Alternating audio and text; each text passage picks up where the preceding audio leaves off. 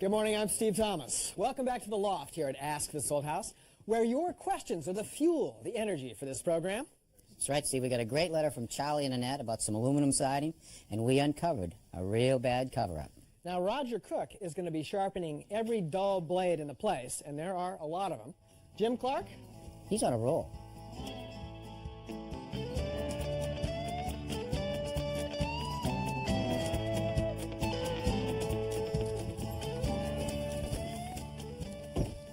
Well, they said a little Garrison Colonial, painted kind of a faded gold. This looks like the place.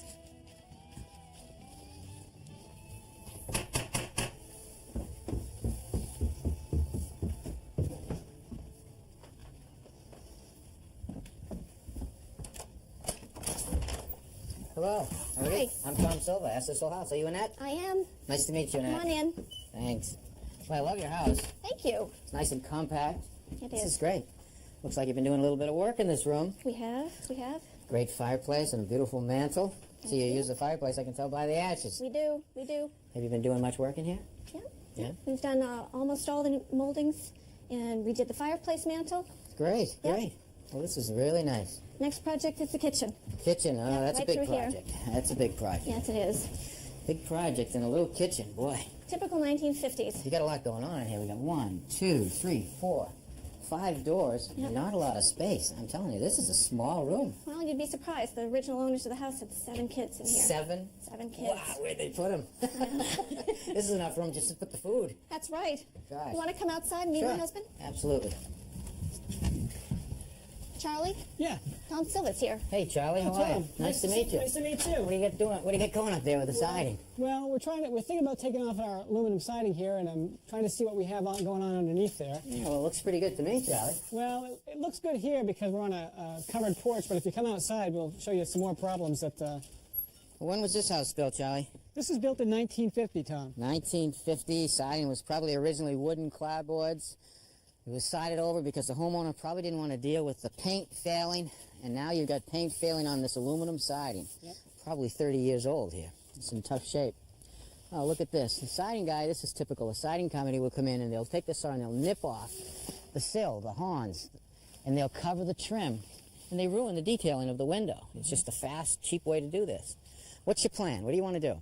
Well, what we'd like to do is take off all the aluminum siding, expose the wooden clapboards, give it a nice paint job, and bring the house back to sort of it's a little bit more grand than it is right now. Well, yeah, Charlie, it's a lot of work here, you know. Yeah. If you're going to take the siding off, you don't know what kind of problems you're going to uncover with the siding that's existing, how bad the paint is, what about all the nail holes. And then you have this problem right here, which is considerable. We have to put this piece of wood back on to make this detail look right. I mean, are you ready for that kind of stuff? Well, I think we're ready for that sort of stuff, yeah. All right. Well, why don't we do a little exploration inside the porch? That window is in the area where you were working. We'll take some of the siding off, see what we can do, come up with. Okay. All right. Okay, Charlie, slide that tool right inside there. Okay. Pull down and slide it to your left. I'm going to pull out. Ready? Yeah, okay. All right, now we're going to just get to these nails. If you get a hammer, Okay. pull these nails out. They're going to be tricky because they're soft. They're aluminum.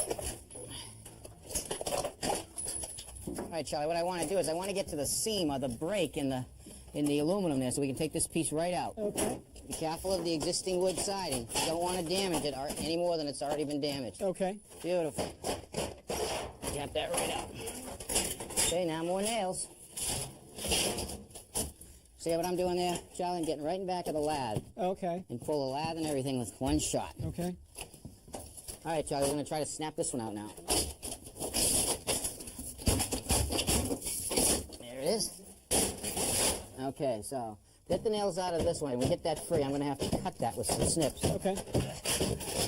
Ooh, let's move that ladder, Charlie. We got a big piece coming off. You want to pull it with me now.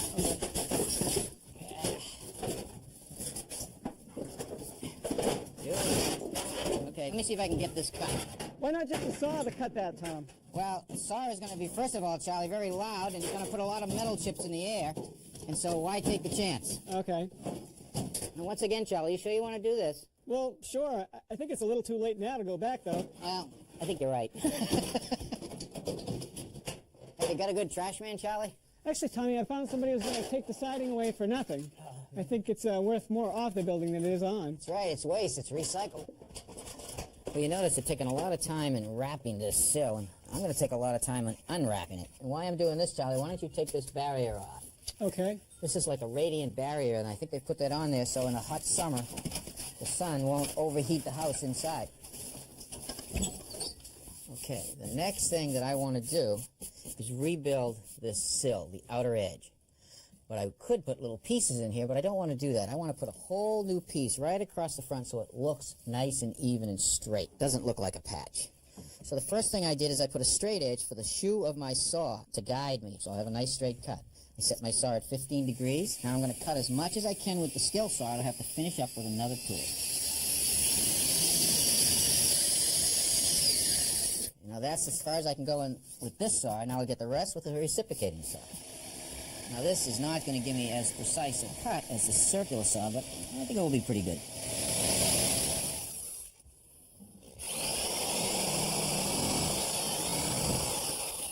Nice job, Tom. All right, we're just going to run a plane on that and make it nice and straight.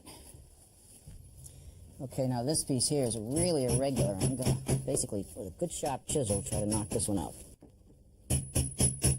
Now, Charlie, if you were timing me on this, you know about how long it's going to take to do all the windows in the house. How many do you have in the house? About 20. Ooh, about $30 an hour. Add that up, Charlie. Beautiful. Now we'll use a plane, clean up this edge just a little bit more. And a nice tight fit here.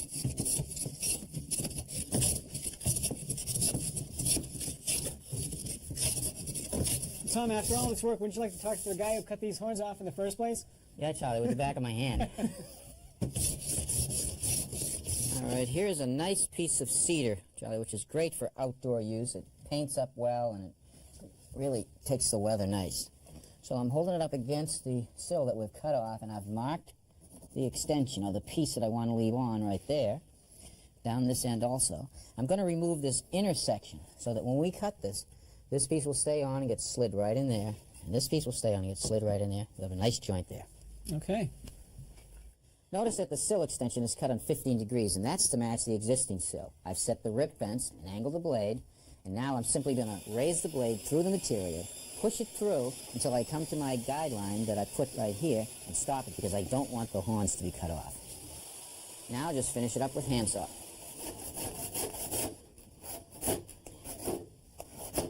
This should come out.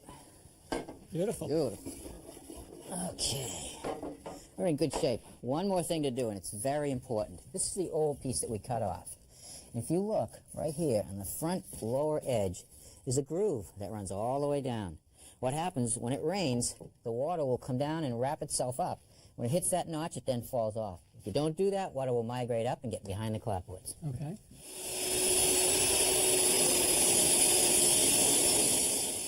All right, Charlie, if you want to hold this for me really firm, that's where it's going to go. I want to drill some holes underneath so I can put some screws in. And that'll hold it in place.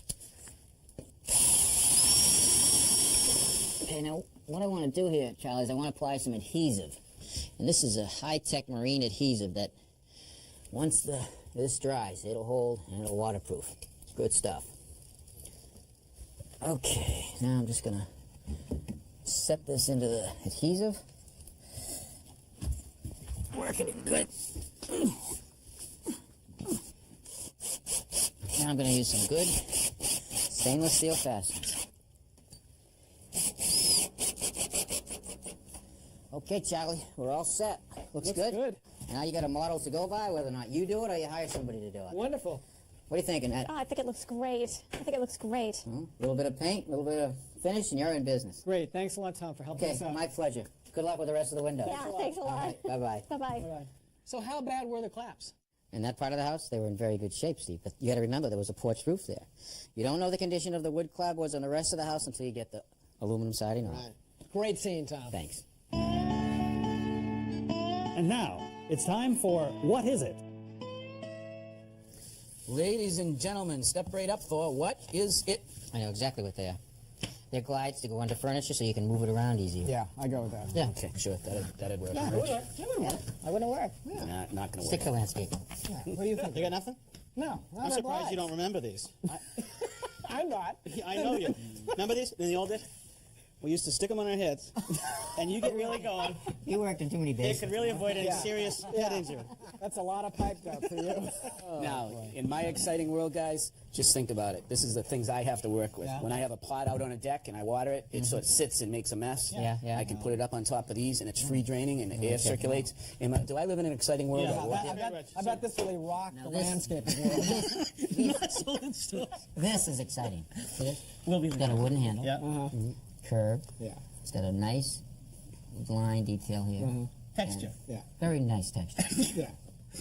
You know, when your kid wears out sneakers really quick, well, actually, I use it When for you do. myself. When I do, yeah. Yeah, you Blame heat your up kid. the bottom of your sneakers Yeah. with a torch, and then you can retexture them. You know what? I will take care of getting that torch for you. I will give you a hot foot gladly. Cheap or what? Yeah, he is. I have no clue what that is. My daughter, I do a lot of homework with her, and she had a project due, and the paper had to look old. So we took this and put some coffee grounds on a white piece of paper and made it look like Did old you get an parchment. A? I got an A. Nice. I don't think I would have given you an A right now. All right, here's some wet drywall. I just finished putting a coat of paint on it. This is a graining tool. For that look of wooden drywall. That's right. You missed your calling. I did. You know, my I'm finding it. I'm finding it. You know, my mother That's wrecked a very nice. piano doing that. She painted it green. Well, Jim, this one is for you. Janice in Galveston, Texas writes, we're just getting ready to paint the walls and ceiling of our new condo. I remember my father used to use a roller, and when I went to the home center, there was such a bewildering array, I don't know what to buy. So can you help me out? Absolutely. You can see what I'm using right here, Steve. This is the meat and potatoes for my guys every day. This is what they use. A good, frame. good strong frame with a removable cover.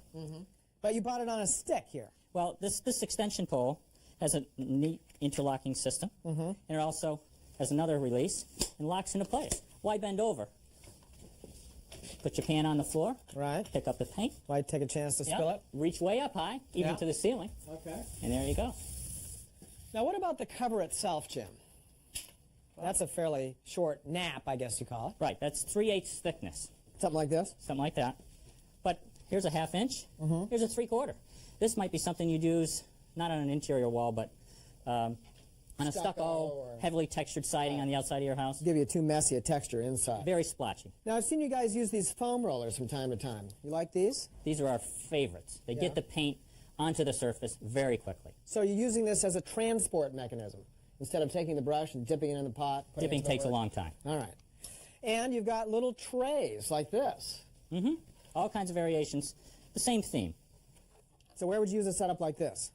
Well, if you've got a room with a lot of trim, very small window, very small plaster sections between the casings, this will get you in very tight.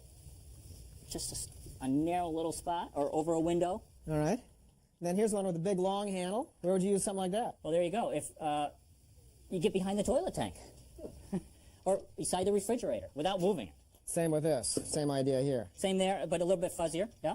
Boy, these didn't even exist 15 years ago. No, this is relatively new stuff.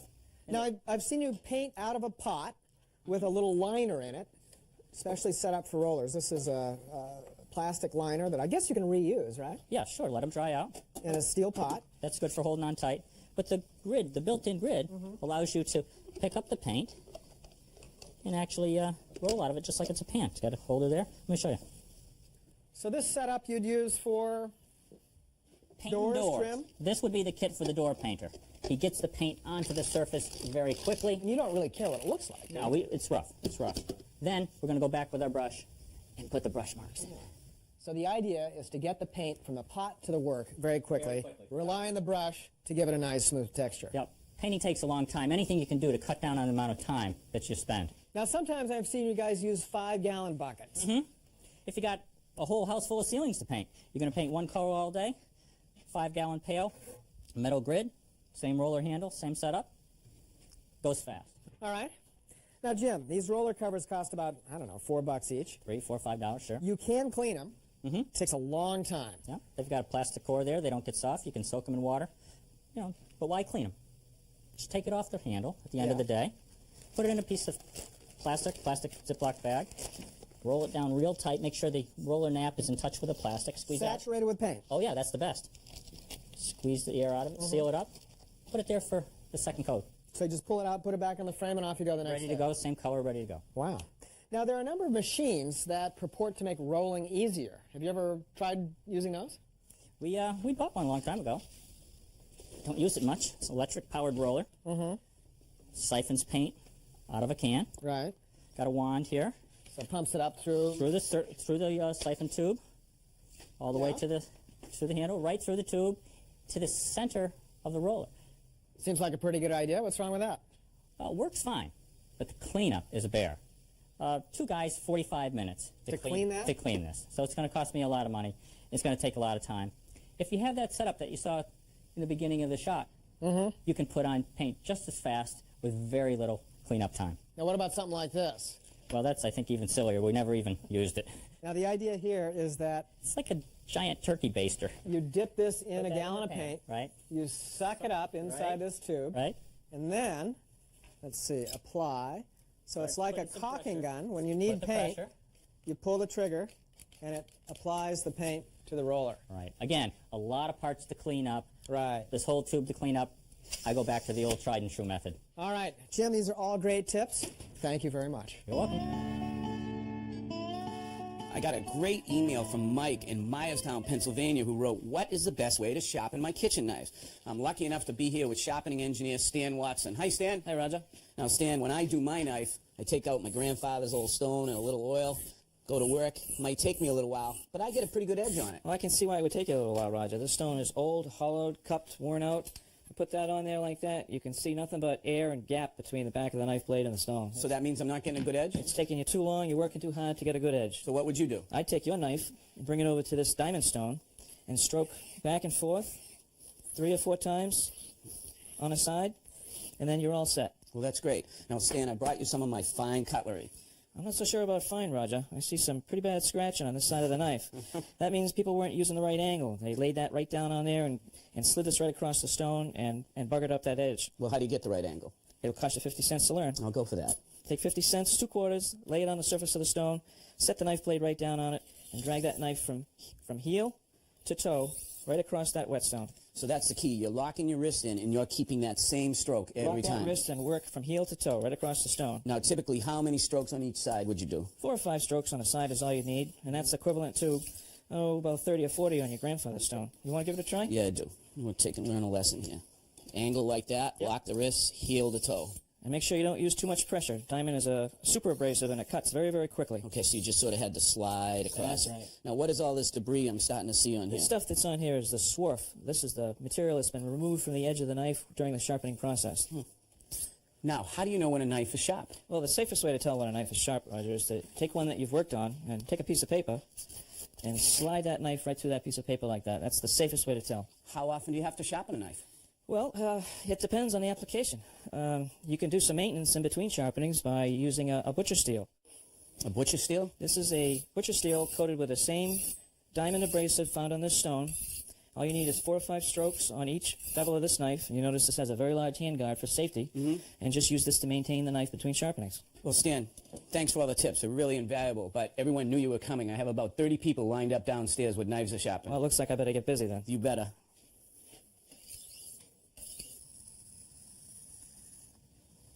Oh, no, a couple inches of snow and you bring in the skis? Well, I heard we were doing some sharpening, Roger, so I figured I'd bring my skis in. I didn't know you sharpened skis. I thought you just waxed them. Well, you wax them and you sharpen them, and you use a diamond stone, too. Well, how do you sharpen them? Well, you got to have one tool for the side bevel. That side bevel is pretty important. You got another tool for the base bevel. That's also important. And use diamond stones for the whole thing. So I suppose you're going to try to get this guy to sharpen your skis. I was thinking about it, yeah. Well, I'll tell you what. I'm pretty good with a flat file. I'll give it a shot. I don't think so, Roger. Why not? Because I saw the way you treat your pocket knife. So stay away from my skis. So if you want to join the fun here at the Loft, send us an email or a card or a letter. Doesn't matter whether your house is 2 weeks old or 200 years old. We take all questions.